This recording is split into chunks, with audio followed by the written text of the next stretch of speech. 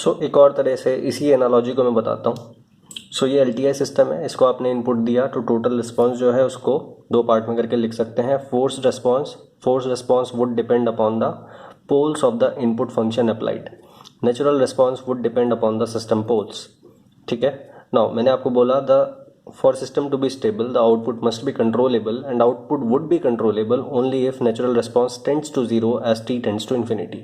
That means natural response खत्म हो जाना चाहिए। तो एनालॉजी में मैंने आपको ये बताया कि 2 रोटी इसको इनपुट गया, अब ये इस इनपुट के लिए रिस्पॉन्ड कर रहा है। ठीक है, इस इनपुट के लिए रिस्पॉन्ड कर रहा है। अब ये जो इस सिस्टम का जो नेचर है, जो ह्यूमन का नेचर है, ठीक है, दैट मीन्स LTI सिस्टम का जो नेचर है वो सिस्टम पोल से डिफाइन होगा।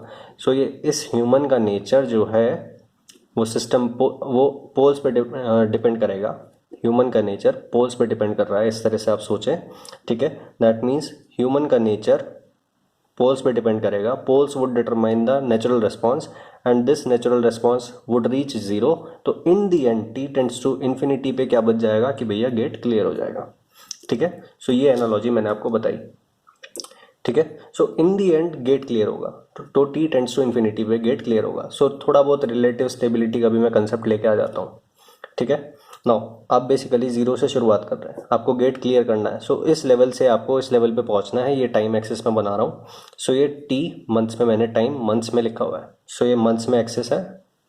ठीक है, नाउ सपोज 1 महीना हो गया, यहाँ तक पहुँच गया। ठीक है, 2 महीना हो गया, यहाँ तक पहुँचे। 3 हुआ, यहाँ तक पहुँचे। 4 हुआ, यहाँ तक पहुँचे। फिर थोड़ा स्लो हो गया मामला। फिर 1 महीने बाद फिर से और पढ़ाई अच्छी हुई, फिर स्लो हो गया। फिर और अच्छी हुई, फिर स्लो हो गया। ठीक है, इन दी एंड इस तरह से करते करते ये आपने गेट क्लियर कर दिया। सपोज भैया आपको लग गए 18 महीने। ठीक है, सपोज 18 मंथ्स आपको लग गए। ठीक है, चूँकि ऊंच नीच आती रही पढ़ाई में तो भैया आपको ज़्यादा टाइम लग गया। 18 मंथ्स में आपने भैया इन दी एंड गेट को क्लियर कर दिया। ठीक है, सो इन दी एंड जो रेस्पॉन्स बचा हुआ है गेट, सो नेचुरल रेस्पॉन्स हो गया भैया ज़ीरो, बाकी कुछ भी नहीं रहा। ठीक है, इन दी एंड गेट को आपने रीच कर दिया। ठीक है, अब ये दूसरा बंदा है, ये क्या करता है, इसने स्टार्ट करी बहुत बढ़िया। सो ये यहाँ पे पहुँच गया।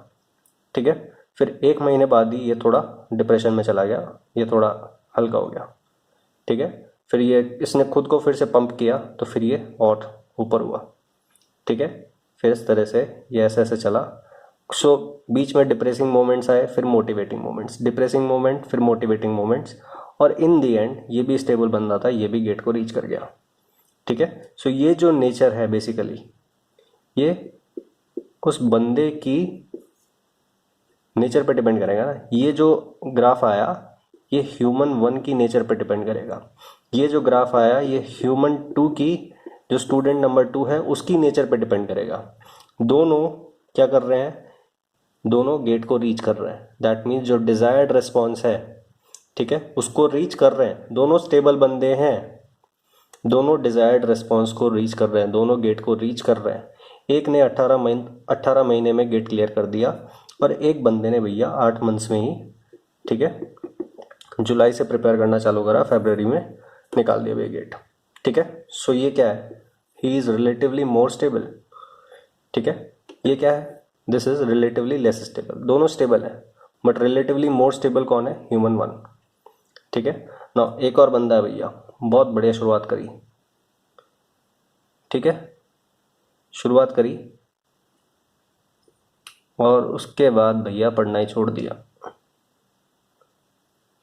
ठीक है, और जो पढ़ा था वो भी भूलता चला गया, ये बात हो गई। ठीक है, सो ये गेट तक क्यों नहीं पहुंच पाया, ये गेट तक इसलिए नहीं पहुंच पाया बिकॉज ये जो इसका गेट है ये नेचुरल रिस्पॉन्स इसके ऊपर ओवरलैप कर गया। ठीक है, इसको गेट क्लियर करना था, इन दी एंड गेट क्लियर करना था, बट ये नेचुरल रिस्पॉन्स इसके ऊपर सुपर इम्पोज हो गया। इस नेचुरल रिस्पॉन्स ने इस गेट को क्लियर होने नहीं दिया। इस तरह से आप समझ लें। सो ये नेचुरल रिस्पॉन्स 0 करना है। ठीक है, ये बात है। सो ये दोनों बंदे स्टेबल हैं बट रिलेटिवली मोर स्टेबल कौन है, ये है, बिकॉज रिलेटिवली ये स्टेडी स्टेट, दैट मीन्स ये गेट को जल्दी रीच कर रहा है और एक गेट को बाद में रीच कर रहा है। दोनों रीच कर रहे हैं, दोनों स्टेबल है। ये जल्दी रीच कर रहा है स्टेडी स्टेट को, तो ये ज़्यादा स्टेबल है। ठीक है, सो ये चीज़ है बेसिकली। सो नेचुरल रिस्पॉन्स का क्या मतलब हुआ, ये इसका नेचुरल रिस्पॉन्स है, ठीक है। सो बेसिकली सिस्टम पोल्स इसके कुछ होंगे अगर मैथमेटिकली आप देखें तो, और इस सिस्टम के भी कुछ पोल्स होंगे, ठीक है। सो दोनों के सिस्टम पोल्स कुछ अलग अलग हैं, ठीक है। नाउ सो ये सिस्टम पोल्स पे ये नेचर ऑफ ग्राफ डिपेंड करेगा, ये ह्यूमन 2 के सिस्टम पोल्स पे डिपेंड करेगा कि ये ग्राफ का नेचर क्या है, ठीक है। सो किस तरह से डिजायर्ड रिस्पॉन्स को रीच कर रहा है सिस्टम, ठीक है। 2 रोटी से एनर्जी मिल गया दोनों को, 2 रोटी से ह्यूमन 1 को भी 2 रोटी मिली, ह्यूमन 2 को भी 2 रोटी मिली, ठीक है।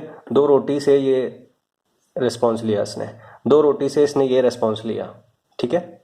सो 2 रोटी से ये इसका नेचुरल रिस्पॉन्स आया, और इन दी एंड नेचुरल रिस्पॉन्स, ये नेचर ऑफ रिस्पॉन्स है, नेचुरल रिस्पॉन्स, ठीक है। ये इसकी नेचर पे डिपेंड कर रहा है। 2 रोटी इसने भी ली, ह्यूमन 2 ने ये नेचर, अपनी नेचर के अकॉर्डिंग ये रिस्पॉन्स दिखाया, इन दी एंड दोनों गेट को रीच कर गए, ठीक है।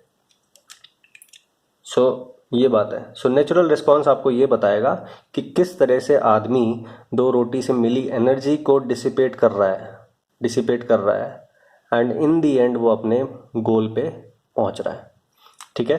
गोल क्या है, इन 2 रोटी आपने क्यों खाई, आपको गेट निकालना था, ठीक है। सो गेट निकालने का जो पाथ है वो किस पे डिपेंड करेगा, ह्यूमन की नेचर पे, ठीक है। और अगर आप नॉन लिविंग के उसमें देखें तो एलटीआई सिस्टम के पोल्स पे डिपेंड करेगा कि वो इनपुट जो अप्लाई किया है उसकी वजह से जो फोर्स रिस्पॉन्स है उसको वो कैसे रीच कर रहा है, ठीक है। सो फोर्स रिस्पॉन्स को कोई सिस्टम कैसे रीच करता है, ठीक है, ये आपको नेचुरल रिस्पॉन्स बताएगा, ठीक है। एंड फोर्स रिस्पॉन्स को तभी इन दी एंड वो रीच कर पाएगा, गेट को तभी रीच कर पाएगा जब natural response in the and 0 हो जाएगा, ठीक है। ये बात है। बाकी मैं एक और एग्जांपल ले ही लेता हूं, सो आपको क्लियर हो जाएगा और ज़्यादा, ठीक है।